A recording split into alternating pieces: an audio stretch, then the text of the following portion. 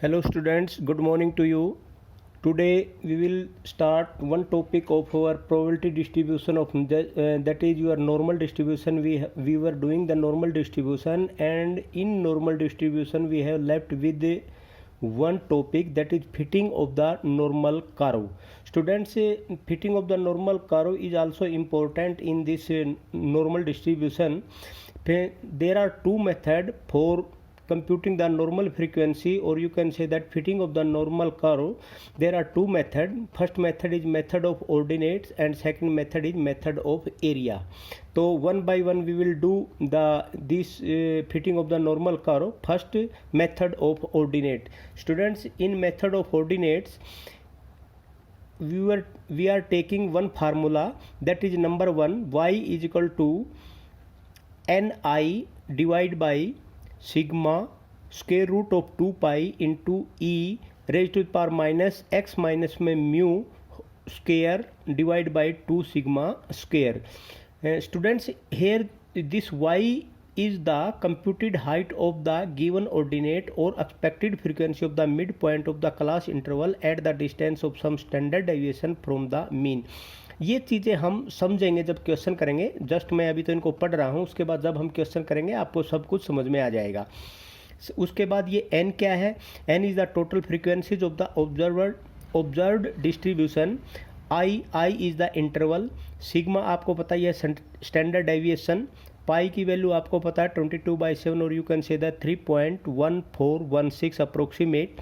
e is the base of the natural logarithm और ये होता है 2.7183. x, capital X mid value of the given class interval. mu is the mean and x minus mu deviation होता है mid value का from the mean of the distribution. उसके बाद है स्टूडेंट्स आपका यहाँ पर next y is equal to N I divide by 2.5066 sigma into E raise to the power minus X square two sigma square.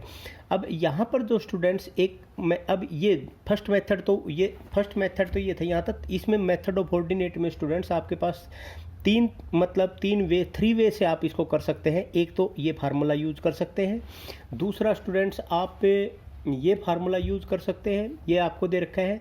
और तीसरा जो फार्मूला वो आप यूज़ कर सकते हैं y is equal to 0.399 ni of sigma into में E raise to the power minus Z square divide by 2. तो स्टूडेंट ये जो 3.99 है ये भी यहीं से निकला है. अगर 2.5066 की वैल्यू को आप इसकी रिजल्टेंट वैल्यू निकालोगे तो ये यही वैल्यू आएगी 0.399. अब स्टूडेंट्स यहाँ पर देखो नोट में, या तो आप ये वैल्यू यूज़ कर सकते हैं, या आप ये वैल्यू यूज़ कर सकते हैं, या आप ये वैल्यू यूज़ कर सकते हैं. लेकिन इन सब में ये सबसे लास्ट वाली जो वैल्यू है आपकी ये वैल्यू अगर आप यूज़ करते हैं तो स्टूडेंट्स ये आपके लिए सबसे इजी रहेगा. उसके बाद यहाँ पर स्टूडेंट्स अब यहाँ पर देखो to find the expected frequency of the normal distribution under the ordinate method the following steps are undertaken. अब ये जो यहाँ से स्टार्टिंग से लेकर अभी तक जहाँ पर जो आपने पढ़ा था अब उसको यहाँ पर फिर दोबारा दे दिया. अब आपने करना क्या है, अगर आपको एक्सपेक्टेड फ्रीक्वेंसी किसी भी नॉर्मल डिस्ट्रीब्यूशन की ऑर्डिनेट मेथड के द्वारा एक्सपेक्टेड फ्रीक्वेंसी निकालनी है तो आप क्या करेंगे. अब सबसे पहले बात ये उठती है, सबसे पहले आप क्या करेंगे स्टूडेंट, सबसे पहले उसमें आप यहाँ पर स्टूडेंट्स ये निकालेंगे कि आपके पास सबसे पहले आप निकालेंगे कि भाई आप उसका mean and standard deviation of the given distribution in the usual manner निकालेंगे. तो स्टूडेंट्स आपको पता ही है सबसे पहले आप क्या निकालते हैं, सबसे पहले हम निकालते हैं स्टैंडर्ड डेविएशन एंड मीन. उसके बाद स्टूडेंट्स आप उसकी वैल्यू जो mean ordinate using the in तीनों में से कोई भी एक मेथड यूज करके आप मीन ऑर्डिनेट निकालेंगे. लेकिन हम अपने क्वेश्चनों में ये लास्ट वाला मेथड यूज करेंगे स्टूडेंट्स y0 निकालने के लिए 0.399 ni ऑब्लिक सिग्मा. तो उसके बाद अब हम find the proportion height of the different ordinate at the mid point of the different class interval using any of the following method. हम ये मेथड यूज़ करें या ये मेथड यूज़ करें या ये मेथड यूज़ करें, हम वहाँ पर अपना ये मेथड यूज़ करेंगे स्टूडेंट. जेड की वैल्यू निकाल लेंगे, जेड की वैल्यू से में हम ये निकालेंगे, उसके बाद हम ये मेथड यूज़ कर लेंगे. नेक्स्ट क्या है आपका, अब इसके जो अब तक हमने क्या स्टूडेंट वो हमने करना कैसे है, अब हम एक्सपेक्टेड फ्रीक्वेंसी निकालेंगे. एक्सपेक्टेड फ्रीक्वेंसी में अब देखो सबसे पहला हम मिड वैल्यू निकालेंगे. ये देखो स्टूडेंट, सबसे पहले हम क्या निकालेंगे, मिड वैल्यू निकालेंगे, उसके बाद हम x माइनस म्यू निकालेंगे, उसको हम x ले लेंगे, उसके बाद ये निकालने के बाद हम x अपॉन सिग्मा कर देंगे। x अपॉन सिग्मा आपका किसके बराबर हो जाएगा, z के बराबर हो जाएगा। अब z स्क्वायर निकालेंगे, z स्क्वायर निकालने के बाद आप z स्क्वायर बाई 2 निकाल देंगे, उसके बाद e minus Z square divide by 2 proportional frequency निकाल देंगे स्टूडेंट्स। अब प्रोपोर्शनल फ्रीक्वेंसी e की power minus Z square by 2 रख देंगे। ये वैल्यू रखने के बाद आप इसकी टेबल में देख लेंगे इसकी वैल्यू क्या है, वो टेबल से आपको पता चल जाएगा। उसके बाद है एक्सपेक्टेड फ्रीक्वेंसी। एक्सपेक्टेड फ्रीक्वेंसी का मतलब जो आप y0 ले रहे हो, y0 आपकी क्या है 0.399 ni। जो भी वैल्यू है वो सबसे पहले हम y0 निकाल लेंगे स्टूडेंट्स। वो निकालने के बाद फिर e की माइनस जेड स्क्वायर बाई 2 के साथ में मल्टीप्लाई, इस कॉलम के साथ में मल्टीप्लाई करते जाएंगे, वो आपकी एक्सपेक्टेड फ्रीक्वेंसी आ जाएगी। तो स्टूडेंट्स इसमें एक एग्जांपल में पहले आपको एग्जांपल बता देता हूँ जल्दी, फिर उसके बाद हम एक इसमें दूसरा मेथड करेंगे और फिर उसके बाद मैंने एक्सरसाइज का एक क्वेश्चन किया, वो उसके बाद हो जाएगा। उसके बाद आपको बहुत अच्छी तरह से समझ में आ जाएगा स्टूडेंट। ये सबसे पहले देखो, using the method of ordinate fit a normal curve to the following data. अब स्टूडेंट्स यहाँ पर जो आपके पास दिया हुआ है, ये आपके पास क्या दिया हुआ है, यहाँ पर ये दिया हुआ स्टूडेंट्स 10 to 20 क्लास वैल्यू दी हुई है, frequency 12, 20 to 30, 28, 30 to 40, 40, 40 to 50, 60, 50 to 60, 32, 60 to 70, 20, 70 to 80, 8 दिया हुआ स्टूडेंट। तो यहाँ देखो, आपने सबसे पहले यहाँ पर क्या करना है, सबसे पहले आपने मीन एंड स्टैंडर्ड डेविएशन निकालना है। ये ऐसे क्वेश्चन जो ये टेबल बनी है ना स्टूडेंट, ये टेबल तो आपने 10th में और +1 में या 9th में पहले ही कर चुके हैं, क्योंकि मीन और स्टैंडर्ड डेविएशन आपने निकालना। सबसे पहले आप क्या लिखते हैं, क्लास इंटरवल लिखेंगे, फ्रीक्वेंसी आपने लिख दी। अब यहाँ पर आप लिखेंगे कैपिटल एक्स। कैपिटल एक्स क्या है, इन दोनों का मिड पॉइंट। मिड पॉइंट आपको पता ही है, इसका मिड पॉइंट 15 है, इसका 25 है। तो मतलब क्या होता है, जो टोटल होता है उसको 2 से डिवाइड करके या तो इसमें जोड़ दो या इसमें से माइनस कर दो। तो 15, 25, 35, 45, 55, 65, 75 ये इसकी मिड वैल्यू होगी। उसके बाद डी निकालते हैं आप।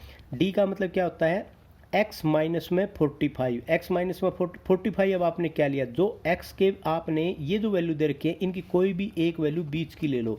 मतलब अब इसमें तो 1 2 3 4 5 6 7 था, 3 ऊपर छोड़ दिया, 3 नीचे छोड़ दिया, 3 ऊपर ले लिया, बीच की वैल्यू 45 आ गई। तो x माइनस 45 एवरेज, ये a होता है एवरेज वैल्यू, डिवाइड बाई 10। 10 क्या होगा, 10 आ गया इन दोनों के बीच का गैप, इनका गैप कह लो या इन दोनों के बीच का गैप, आप ये कहते हैं इंटरवल i।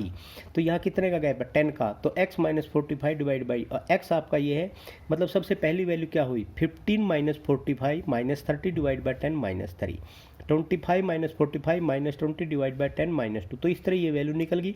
उसके बाद यहाँ पर डी स्क्वायर निकालेंगे। उसके बाद आप क्या करेंगे, एफ डी, ये एफ और ये डी मल्टीप्लाई करके 12 माइनस 3 माइनस 38, 28 माइनस में 2, 56 ये वैल्यू यहाँ पर रख देंगे। उसके बाद डी स्क्वायर आपने निकाला, क्योंकि एफ डी स्क्वायर आपको चाहिए, तो डी स्क्वायर आप यहाँ से डी स्क्वायर निकाल लेंगे, एफ डी स्क्वायर कर देंगे, इसका मल्टीप्लाई यहाँ कर दिया। अब स्टूडेंट यहाँ पर समेशन एफ डी क्या होगा, इन सभी को जोड़ देंगे, यहाँ पर समेशन एफ डी स्क्वायर क्या हो जाएगा, इन सभी को ऐड कर देंगे। ये हमने क्यों किया, क्योंकि ये करने के लिए हमारे पास मीन एंड डेविएशन, हम स्टैंडर्ड डेविएशन हमने निकालना है। ये फ्रीक्वेंसी, टोटल फ्रीक्वेंसी क्या है, 200 है। अब ए आपने यहाँ पर एवरेज वैल्यू ली थी, अज्यूम्ड मीन क्या था, मीन क्या होता है, A plus summation F D divide by N into में आई। ए क्या है 45 प्लस माइनस 36 ये आया, डिवाइड बाई 200 एन ये आया, इंटू में आई 10 ये आपने यहाँ पर ले ही रखा। तो ये वैल्यू, मीन की वैल्यू 43.2 आ गई स्टूडेंट्स, समझ में आया। उसके बाद स्टूडेंट्स अब यहाँ पर देखो, आपने स्टैंडर्ड डेविएशन निकाल दिया। स्टैंडर्ड डेविएशन क्या होता है, square root of summation F D square divide by N minus में summation F D by N whole square into में आई। ये फार्मूले आपने याद रखने, अगर नहीं याद है तो ये वैल्यू रख दो, ये वैल्यू रख दो। यहाँ ये वैल्यू आपने पहले निकाली थी, ये वैल्यू रखने के बाद स्टैंडर्ड डेविएशन आएगा 14.80 स्टूडेंट। अब ये करने के बाद आप y0 निकालेंगे, computation of mean ordinate. Mean ordinate निकालने का तरीका मैंने आपको बताया था, y0 के से डिनोट करते हैं और इसको लिखते हैं 0.399 ni ओवर सिग्मा। n आपके पास है, सिग्मा आपके पास निकल गया, स्टैंडर्ड डेविएशन i आपके पास है, ये सारी वैल्यू आपने रख दी। ये करने के बाद आपके पास 54 आ गया स्टूडेंट। ये जब चीज़ें आ जाती है स्टूडेंट, उसके बाद आपका क्वेश्चन बहुत ईजी हो गया। अब यहाँ पर देखो, determination of the proportional frequency of the different ordinate and expected frequency. Different ordinate की प्रोपोर्शनल फ्रीक्वेंसी निकाल दी, उसके बाद उसको y0 से मल्टीप्लाई करके एक्सपेक्टेड फ्रीक्वेंसी निकल आएगी आपकी।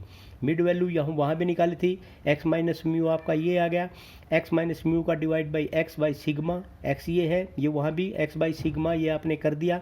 x बाई सिग्मा किसके बराबर होता है, z के बराबर होता है। अब यहाँ पर क्या निकालेंगे students, z square. Z square करने के बाद आप यहाँ पर निकालेंगे स्टूडेंट जेड स्क्वेयर बाई 2, इसको 2 से डिवाइड कर देंगे। उसके बाद प्रोपोर्शनेट फ्रीक्वेंसी ई की power minus Z square by 2, मतलब ई की पावर माइनस में ये कर देंगे। ये करने के बाद स्टूडेंट्स जो भी जेड स्क्वेयर बाई 2 तो ये आएगा, ई की माइनस ये होगा, तो ई की माइनस ये फिर आप पीछे जो आपके पास टेबल देख के स्टूडेंट, ये टेबल जो मैंने पहले भी आपको बताया था, इस टेबल में से आप देख के और यहाँ से वैल्यू वहाँ पुट कर देंगे। तो स्टूडेंट यहाँ पर फिर आपके पास ई की माइनस जेड स्क्वायर ये वैल्यू आ गई। अब इस वैल्यू को आप स्टूडेंट 54 से मल्टीप्लाई कर देंगे। देखो y0 इंटू ई की माइनस जेड स्क्वायर बाई 2, ये आपके पास क्या आ जाएगा, एक्सपेक्टेड फ्रीक्वेंसी आ जाएगा। और ये जो एक्सपेक्टेड फ्रीक्वेंसी का जो टोटल होता है वो स्टूडेंट्स आपका इस n के बराबर होना चाहिए। ठीक है स्टूडेंट्स, ये तो था आपका ऑर्डिनेट मेथड से क्वेश्चन करना। उसके बाद स्टूडेंट मेथड ऑफ एरिया। अब मेथड ऑफ एरिया में मैं आपको ज़्यादा डिटेल में इसमें नहीं बताऊंगा, मैं सिर्फ थोड़ा सा मीन आपको नॉर्मल जो एक मेथड है वो बता देता हूँ। आप उसको आपको समझ में भी आ जाएगा और इसमें ज़्यादा टाइम ख़राब करने वाली बात भी नहीं है। तो स्टूडेंट सबसे पहले आप एक चीज़ देखो, मान लिया ये क्वेश्चन दे रखा है, ये टेबल बना दिया, expected frequency under the area method. Under the area method आप उससे कैसे निकालेंगे स्टूडेंट, सबसे पहले आपको पता है इनिशियल लिमिट x होती है, उसको निकाल लेंगे आप। इंटरवल लिमिट होगी, उसके बाद x माइनस में म्यू जैसे पहले निकालते थे x, उसके बाद x डिवाइड बाई सिग्मा, ये z होगा। अब area to the right of z, जो भी वैल्यू आपने z की जहाँ जहाँ पर भी यहाँ आती है उसके राइट में वैल्यू आप जो भी आएगा वो एरिया आएगा वो आप यहाँ लिख लेंगे। उसके बाद प्रोपोर्शनल एरिया आप निकालेंगे, एरिया वैल्यू माइनस में नेक्स्ट एरिया वैल्यू, यहाँ पर जो एरिया वैल्यू आई उस अगली वाली इसमें से माइनस करके ये प्रोपोर्शनल एरिया निकलेगा। प्रोपोर्शनल एरिया निकलने के बाद स्टूडेंट आपने निकालनी है एक्सपेक्टेड फ्रीक्वेंसी। एक्सपेक्टेड फ्रीक्वेंसी में आप क्या करेंगे, प्रोपोर्शनल एरिया इनटू में n कर देंगे। ठीक है, उसके बाद इसकी वैल्यू निकल आएगी। अब इस एग्जांपल में देखो स्टूडेंट, ये एग्जांपल दे रखा है, using the following data as given in example number 11, पिछले वाला एग्जांपल में, find the expected frequency for the curve under the area method. देखो स्टूडेंट सबसे पहले इसमें ये है दे रखा है, जैसे पहले मेथड में निकाला था आपने, दो टेबल इसमें बनेंगे, ध्यान रखना है। सबसे पहले आपने निकालना मीन, जैसे ये पिछले क्वेश्चन में किया था, ये पिछला ही क्वेश्चन है अगर देखा जाए तो, जैसे आपने यहाँ किया था ये सारा का सारा किया था। इस क्वेश्चन में करने के बाद आपने सबसे पहले क्या किया था, आपने मीन निकाला था और उसके बाद आपने क्या निकाला था, स्टैंडर्ड डेविएशन निकाला था। तो ये दोनों चीज़ यहाँ पर भी निकालनी है। यहाँ पर मीन कितना है 43.2 और स्टैंडर्ड डेविएशन कितना आता 14.8, ये दोनों की दोनों चीज़ें यहाँ लिख दी है स्टूडेंट इसने। तो यहाँ पर ये आ गई वैल्यू, ये आ गई, n आपके पास 200 है। अब यहाँ पर देखो ये सारी चीज़ें करने के बाद में आपने ये कर दिया स्टूडेंट, यहाँ पर वहाँ दो टेबल बनेंगी क्योंकि अब इसने एक टेबल पिछली यूज़ कर ली, x इंटरवल। हाँ एक चीज़ का यहाँ ध्यान रखना स्टूडेंट्स, जो हम एरिया मेथड से निकालते हैं, यहाँ सबसे पहले जो आपने निकलना है इंटरवल लिमिट्स, वो आपने निकलना है माइनस इन्फिनिटी। ये इन्फिनिटी कह लो या अल्फ़ा कह लो, माइनस अल्फ़ा कोई भी एक वैल्यू होगी, माइनस इन्फिनिटी ले लो इसको, माइनस इन्फिनिटी। उसके बाद अब ये ले लो 20, 30, 40, 50, 60, 70, लास्ट में ले लो आप प्लस इन्फिनिटी, मतलब इन्फिनिटी। अब x माइनस में म्यू, x माइनस म्यू का मतलब क्या होगा, म्यू मीन में से इन्फिनिटी में से कोई चीज़ माइनस करेंगे तो माइनस इन्फिनिटी ही आएगा। तो यहाँ पर अब x माइनस में म्यू ये निकाल देंगे, x आपके पास क्या है, x ये है, म्यू आपके पास क्या है, मीन है, तो ये निकालते निकालते आपके पास ये आएगा स्टूडेंट। उसके बाद x डिवाइड बाई म्यू और z, अब ये z की वैल्यू निकाल दी स्टूडेंट्स, z की वैल्यू आपके पास ये z की वैल्यू, यहाँ पर x डिवाइड बाई सिग्मा, इसका x divide by sigma, sigma आपके पास आया हुआ पहले, इसका डिवाइड बाई ये वैल्यू आपने निकाल दी। अब area to the right of z। अब स्टूडेंट्स यहाँ एक चीज़ देखो आप, मान लिया आपके पास, मैं यहाँ कर देता हूँ, मान लिया आप ये देखो, मान लिया आपके पास एक ये दे दिया आपने और ये दे दिया, तो ये आपके पास ये हो गया। यहाँ पर क्या होता है, यहाँ पर होता है z इक्वल टू 0। अब सबसे पहले इसने क्या किया है, area to the right of z, area to the right of Z, यहाँ पर हम माइनस इन्फिनिटी, यहाँ पर क्या है प्लस इन्फिनिटी। अब ये एरिया, इसके माइनस इन्फिनिटी के राइट में एरिया कितना है, 0.5 ये होता है, 0.5 ये होता है, टोटल कितना होगा 1, तो ये क्या होगा 1 हो गया। तो ये इसलिए ये वैल्यू रखिए स्टूडेंट्स। उसके बाद ये क्या कहता है, area to the point of Z, Z है -1.7। अब स्टूडेंट्स यहाँ पर -1.7 कहाँ है, ये मान लिया -1.57 मान लिया ये है, तो 0 से लेके 0.7 तक। अब इसके राइट में कितना एरिया है 0.5, तो ये पूरा हो ही जाएगा स्टूडेंट्स। और यहाँ पर अब देखो, यहाँ से 1.57 से लेके z इक्वल टू 0 से लेकर 1.57 तक आप यहाँ देखेंगे, 0 से लेके 1.5 कहाँ है, ये रहा 1.57 कहाँ स्टूडेंट, ये रहा 7। तो स्टूडेंट यहाँ पर देखो ये है ना तो जो टेबल, इसमें 1.5 ये हो गया आपका, 1.5 के बाद 7 का है 4418।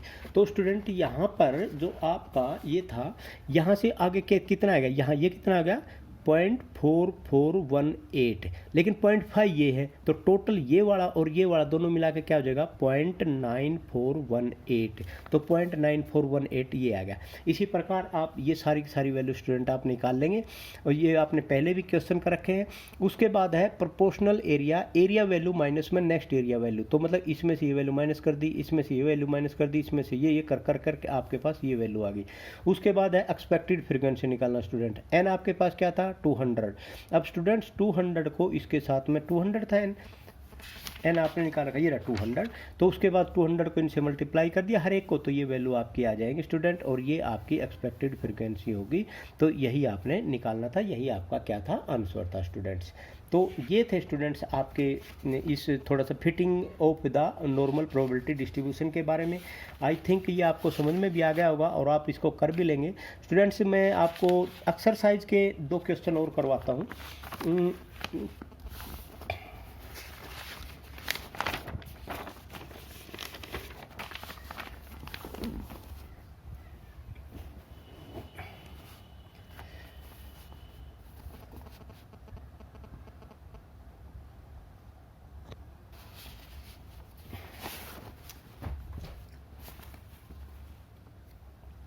ओके स्टूडेंट्स, अब यहाँ पर देखो एक क्वेश्चन आपका ये दे रखा है, question number 17, fit a normal distribution to the following data by the method of ordinate. ये सबसे पहले आपका मेथड ऑफ ऑर्डिनेट दे रखा है स्टूडेंट। मेथड ऑफ ऑर्डिनेट में आपने सिंपल करना है, सबसे पहले ये टेबल दे रखी है, ये टेबल दे रखी है, सबसे पहले आप क्या निकालेंगे।